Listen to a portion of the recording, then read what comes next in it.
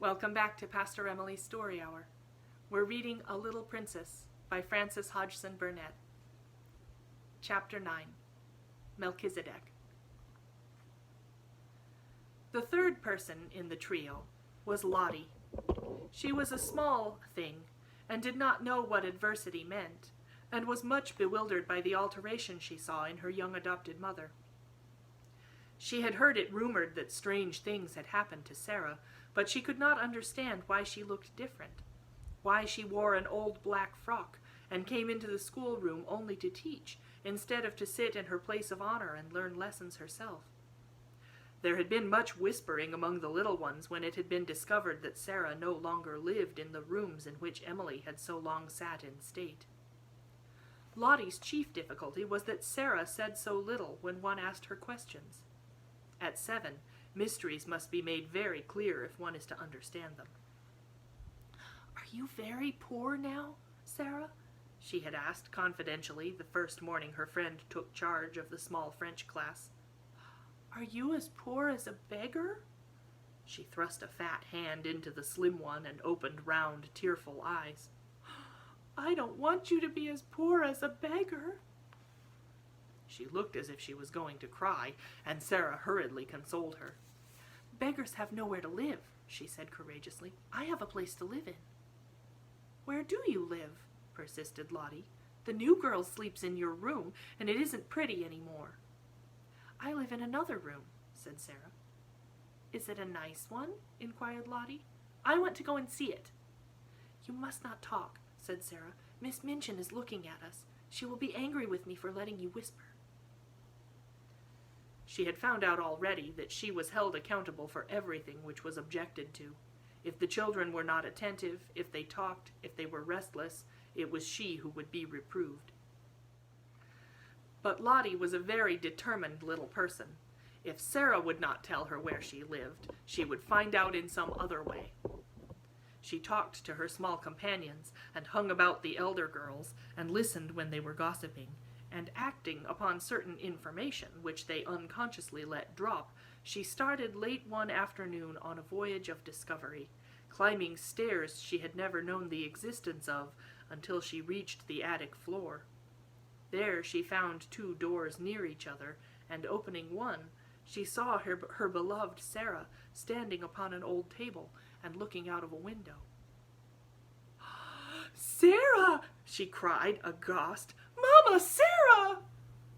She was aghast because the attic was so bare and ugly and seemed so far away from all the world. Her short legs had seemed to have been mounting hundreds of stairs. Sarah turned round at the sound of her voice. It was her turn to be aghast. What would happen now? If Lottie began to cry, and anyone chanced to hear, they were both lost. She jumped down from her table and ran to the child. "Don't cry and make noise," she implored. "I shall be scolded if you do, and I've been scolded all day. It's not such a bad room, Lottie." "Isn't it?" gasped Lottie, and she looked round it and bit her lip. She was a spoiled child yet, but she was fond enough of her adopted parent to make an effort to control herself for her sake. Then, somehow, it was quite possible that any place in which Sarah lived might turn out to be nice. "Why isn't it, Sarah?" she asked, almost in a whisper. Sarah hugged her close and tried to laugh. There was a sort of comfort in the warmth of the plump, childish body. She had had a hard day, and had been staring out of the windows with hot eyes. "You can see all sorts of things you can't see downstairs," she said. "What sort of things?" demanded Lottie, with that curiosity Sarah could always awaken, even in bigger girls. "Chimneys, quite close to us, with smoke curling up in wreaths and clouds going up into the sky, and sparrows hopping about and talking to each other just as if they were people, and other attic windows where heads may pop out any minute, and you can wonder who they belong to, and it all feels as high up as if it was another world." "Oh, let me see it!" cried Lottie. "Lift me up!" Sarah lifted her up, and they stood on the old table together and leaned on the edge of the flat window in the roof and looked out. Anyone who has not done this does not know what a different world they saw. The slates spread out on either side of them and slanted down into the rain gutter pipes. The sparrows, being at home there, twittered and hopped about quite without fear. 2 of them perched on the chimney top nearest and quarreled with each other fiercely until one pecked the other and drove him away. The garret window next to theirs was shut because the house next door was empty. "I wish somebody lived there," Sarah said. "It is so close that if there was a little girl in the attic, we could talk to each other through the windows and climb over to see each other if we were not afraid of falling." The sky seemed so much nearer than when one saw it from the street that Lottie was enchanted. From the attic window among the chimney pots, the things which were happening in the world below seemed almost unreal. One scarcely believed in the existence of Miss Minchin and Miss Emilie and the schoolroom, and the roll of wheels in the squares seemed a sound belonging to another existence. "Oh, Sarah!" cried Lottie, cuddling in her guarding arm. "I like this attic. I like it. It's nicer than downstairs." "Look at that sparrow," whispered Sarah. "I wish I had some crumbs to throw him." "I have some!" came in a little shriek from Lottie. "I have part of a bun in my pocket. I bought it with my penny yesterday, and I saved a bit." When they threw out a few crumbs, the sparrow jumped and flew away to an adjacent chimney top. He was evidently not accustomed to intimates in attics, and unexpected crumbs startled him. But when Lottie remained quite still, and Sarah chirped very softly, almost as if she were a sparrow herself, he saw that the thing which had alarmed him represented hospitality after all. He put his head on one side, and from his perch on the chimney looked down at the crumbs with twinkling eyes. Lottie could scarcely keep still. "Will he come? Will he come?" she whispered. "His eyes look as if he would," Sarah whispered back. "He is thinking and thinking whether he dare. Yes, he will. He's coming." He flew down and hopped toward the crumbs, but stopped a few inches away from them, putting his head on one side again, as if reflecting on the chances that Sarah and Lottie might turn out to be big cats and jump on him. At last his heart told him they were really nicer than they looked, and he hopped nearer and nearer, darted at the biggest crumb with a lightning peck, seized it, and carried it away to the other side of his chimney. "Now he knows," said Sarah, "and he will come back for the others." He did come back, and even brought a friend, and the friend went away and brought a relative, and among them they made a hearty meal over which they twittered and chattered and exclaimed, stopping every now and then to put their heads on one side and examine Lottie and Sarah. Lottie was so delighted that she quite forgot her first shocked impression of the attic. In fact, when she was lifted down from the table and returned to earthly things, as it were, Sarah was able to point out to her many beauties in the room which she herself would not have expected the existence of. "It's so little and high and above everything," she said, "that it is almost like a nest in a tree. The slanting ceiling is so funny. See, you can scarcely stand up at this end of the room, and when the morning begins to come I can lie in bed and look right up into the sky through that flat window in the roof. It is like a square patch of light. If the sun is going to shine, little pink clouds float about, and I feel as if I could touch them. And if it rains, the drops patter and patter as if they were saying something nice. Then, if there are stars, you can lie and try to count how many go into the patch. It takes such a lot. And just look at that tiny rusty grate in the corner. If it was polished and there was a fire in it, just think how nice it would be. You see, it's really a beautiful little room." She was walking round the small place, holding Lottie's hand and making gestures which described all the beauties she was making herself see. She quite made Lottie see them too. Lottie could always believe in the things Sarah made pictures of.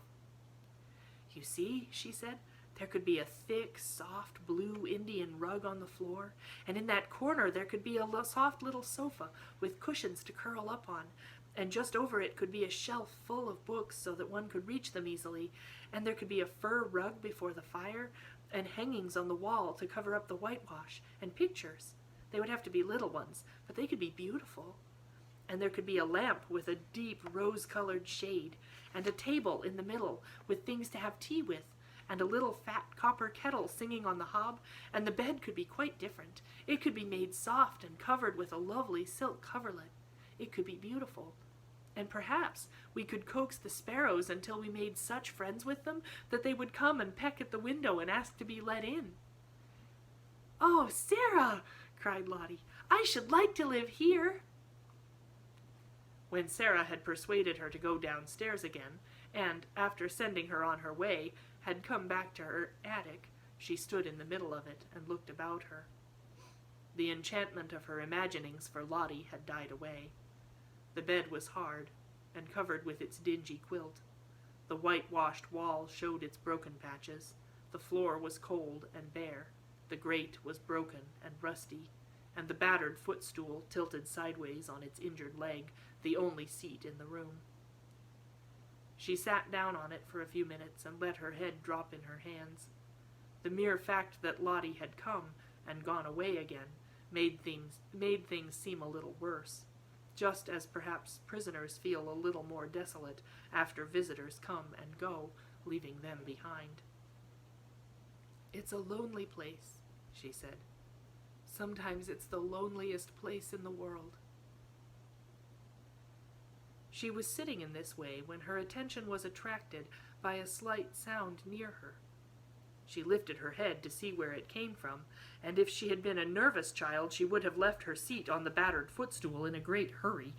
A large rat was sitting up on his hindquarters and sniffing the air in an interested manner. Some of Lottie's crumbs had dropped upon the floor, and their scent had drawn him out of his hole. He looked so queer, and so like a gray-whiskered dwarf or gnome, that Sarah was rather fascinated. He looked at her with his bright eyes as if he were asking a question. He was evidently so doubtful that one of the child's queer thoughts came into her mind. "I dare say it is rather hard to be a rat," she mused. "Nobody likes you. People jump and run away and scream out, 'Oh, a horrid rat!' I shouldn't like people to scream and jump and say, 'Oh, a horrid Sarah!' the moment they saw me, and set traps for me and pretend they were dinner. It's so different to be a sparrow. But nobody asked this rat if he wanted to be a rat when he was made. Nobody said, 'Wouldn't you rather be a sparrow?'" She had sat so quietly that the rat had begun to take courage. He was very much afraid of her, but perhaps he had a heart like the sparrow, and it told him that she was not a thing which pounced. He was very hungry. He had a wife and a large family in the wall, and they had had frightfully bad luck for several days. He had left the children crying bitterly, and felt he would risk a good deal for a few crumbs, so he cautiously dropped upon his feet. "Come on," said Sarah. "I'm not a trap. You can have them, poor thing. Prisoners in the Bastille used to make friends with rats. Suppose I make friends with you." How it is that animals understand things I do not know, but it is certain that they do understand. Perhaps there is a language which is not made of words, and everything in the world understands it. Perhaps there is a soul hidden in everything, and it can always speak, even without making a sound, to another soul. But whatsoever was the reason, the rat knew from that moment that he was safe, even though he was a rat. He knew that this young human being sitting on the red footstool would not jump up and terrify him with wild, sharp noises, or throw heavy objects at him which, if they did not fall and crush him, would send him limping in his scurry back to his hole. He was really a very nice rat, and did not mean the least harm. When he had stood on his hind legs and sniffed the air, with his bright eyes fixed on Sarah, he had hoped that she would understand this, and would not begin by hating him as an enemy. When the mysterious thing which speaks without saying any words told him that she would not, he went softly toward the crumbs and began to eat them. As he did, he glanced every now and then at Sarah, just as the sparrows had done, and his expression was so very apologetic that it touched her heart. She sat and watched him without making any movement. One crumb was very much larger than the others. In fact, it could scarcely be called a crumb. It was evident that he wanted that piece very much, but it lay quite near the footstool, and he was still rather timid. "I believe he wants it to carry to his family in the wall," Sarah thought. "If I do not stir at all, perhaps he will come and get it." She scarcely allowed herself to breathe, she was so deeply interested. The rat shuffled a little nearer and ate a few more crumbs. Then he stopped and sniffed delicately, giving a side glance at the occupant of the footstool.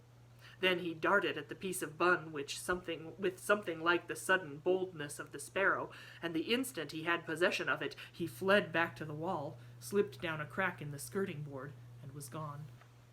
"I knew he wanted it for his children," said Sarah. "I do believe I could make friends with him." A week or so afterward, on one of the rare nights when Ermengarde found it safe to steal up to the attic, when she tapped on the door with the tips of her fingers, Sarah did not come to her for 2 or 3 minutes. There was indeed such a silence in the room that at first Ermengarde wondered if she could have fallen asleep. Then, to her surprise, she heard her utter a little low laugh and speak coaxingly to someone. "There," Ermengarde heard her say. "Take it and go home, Melchizedek. Go home to your wife." Almost immediately Sarah opened the door, and when she did so she found Ermengarde standing with alarmed eyes upon the threshold. Who are you talking to, Sarah?" she gasped out. Sarah drew her in cautiously, but she looked as if something pleased and amused her. "You must promise not to be frightened, not to scream the least bit, or I can't tell you," she answered. Ermengarde felt almost inclined to scream on the spot, but managed to control herself. She looked all round the attic and saw no one, and yet Sarah had certainly been speaking to someone. She thought of ghosts. "Is it something that will frighten me?" she asked timorously. "Some people are afraid of them," said Sarah. "I was at first, but I am not now." "Was it a ghost?" quaked Ermengarde. "No," Sarah said, laughing. "It was my rat." Ermengarde made one bound and landed in the middle of the dingy little bed. She tucked her feet under her nightgown and the red shawl. She did not scream, but she gasped with fright. "Oh!" she cried under her breath. "A rat! A rat!" "I was afraid you would be frightened," said Sarah, "but you needn't be. I am making him tame. He actually knows me and comes out when I call him. Are you too frightened to want to see him?" The truth was that, as the days had gone on, and with the aid of scraps brought up from the kitchen, her curious friendship had developed, and she had gradually forgotten that the timid creature she was becoming familiar with was a mere rat. At first, Ermengarde was too much alarmed to do anything but huddle in a heap upon the bed and tuck up her feet.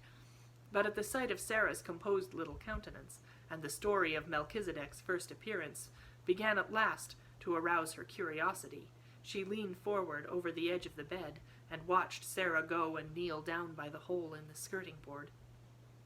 He won't run out quickly and jump on the bed, will he?" she asked. "No," answered Sarah. "He's as polite as we are. He is just like a person. Now watch." She began to make a low whistling sound, so low and coaxing that it could only have been heard in entire stillness. She did it several times, looking entirely absorbed in it. Ermengarde thought she looked as if she were working a spell. And at last, evidently in response to it, a gray-whiskered, bright-eyed head peeped out of the hole. Sarah had some crumbs in her hand. She dropped them, and Melchizedek came quietly forth and ate them. A piece of larger size than the rest he took and carried in the most businesslike manner back to his home. "You see," said Sarah, "that is for his wife and children. He is very nice. He only eats the little bits. After he goes back I can always hear his family squeaking for joy. There are 3 kinds of squeaks. One kind is the children's, and one is Mrs. Melchizedek's, and one is Melchizedek's own." Ermengarde began to laugh. "Oh, Sarah," she said, "you are queer, but you are nice." "I know I'm queer," admitted Sarah cheerfully, "and I try to be nice." She rubbed her forehead with her little brown paw, and a puzzled, tender look came into her face. "Papa always laughed at me," she said, "but I liked it. He thought I was queer, but he liked me to make up things. I can't help making things up. If I didn't, I don't believe I could live." She paused and glanced around the attic. "I'm sure I couldn't live here," she added in a low voice. Ermengarde was interested, as she always was. "When you talk about things," she said, "they seem as if they grow real. You talk about Melchizedek as if he was a person." "He is a person," said Sarah. "He gets hungry and frightened just as we do, and he is married and has children. How do we know he doesn't think things just as we do? His eyes look as if he was a person. That is why I gave him a name." She sat down on the floor in her favorite attitude, holding her knees. "Besides," she said, "he is a Bastille rat, sent to be my friend. I can always get a bit of bread the cook has thrown away, and it is quite enough to support him." "Is it the Bastille yet?" asked Ermengarde eagerly. "Do you always pretend it's the Bastille?" "Nearly always," answered Sarah.